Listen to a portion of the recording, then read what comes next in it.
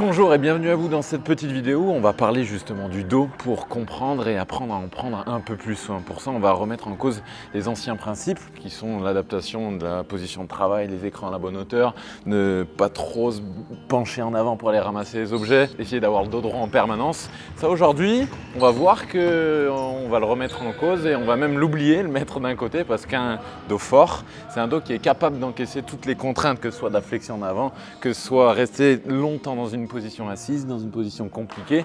Un dos fort, qu'est-ce que ça veut dire? On va le voir juste après. Donc moi je m'appelle Clément, je suis kinésithérapeute et je suis là pour vous aider à prendre un peu plus soin de notre corps et le comprendre pour l'utiliser au mieux. Aujourd'hui on parle du dos, on va essayer de vous apprendre comment construire un dos fort. Déjà qu'est-ce que c'est un dos fort? C'est pas forcément un dos qui est musclé. On peut avoir un dos qui est musclé mais s'il est complètement verrouillé, s'il n'a pas de mouvement, ça va pas servir à grand chose. Un dos fort en fait c'est un dos qui est à la fois costaud, donc qui est musculairement qui est développé, mais aussi qui est capable d'avoir une grosse mobilité, de bouger dans beaucoup de directions et d'être assez libre de ses mouvements. On rajoute à ça un peu de contrôle moteur et on a un dos qui est très fort et normalement un dos fort c'est beaucoup moins facile de se blesser. Et alors on va voir tout simple un exercice, on a balancé un petit principe, donc on va travailler aujourd'hui ce qu'on connaît un petit peu moins, comment travailler son dos en mobilité. Pour ça, on va voir un exercice tout simple, dos rond, dos creux. Alors, dos rond, dos creux, là je vois déjà venir, tout le monde le connaît cet exercice, tout le monde sait, etc., etc.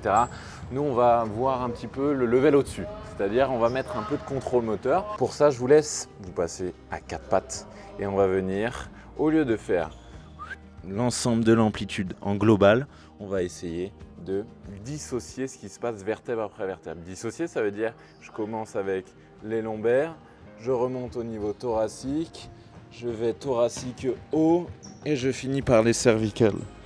Tac. Et je vais dans l'autre sens, cervical, dos, thoracique bas, lombaire, sacrum.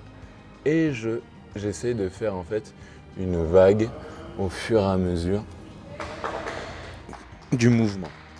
Ça peut être dans ce sens-là, ça peut être aussi une attaque en bas par les lombaires, dans l'autre sens, thoracique, cervical. Et au fur et à mesure, on va apprendre en fait à dissocier vertèbre par vertèbre et avoir le contrôle de chaque vertèbre, de chaque mouvement. Et un dos costaud, c'est un dos qui a du contrôle une fois qu'on est dans des positions compliquées. Ah, je sais ce qui se passe, les vertèbres vont savoir en fait comment travailler et on va éviter la blessure comme ça. Ça, c'est un exercice. Ouais, je vous donne un peu la suite. C'est très bien ce mouvement, sauf que là, on travaille que dans une seule amplitude, c'est-à-dire la flexion-extension. Aujourd'hui, le dos, en fait, il a trois amplitudes et depuis toujours, il a trois amplitudes. On a flexion-extension, bien sûr, mais on a aussi les rotations et on a aussi les inclinaisons.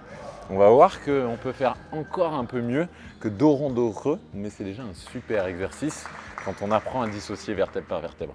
J'espère que ça vous a plu. On se retrouve pour une prochaine vidéo assez rapide, comme ça, pour vous aider à en prendre un peu plus soin de votre dos. Allez, bisous à vous, ciao!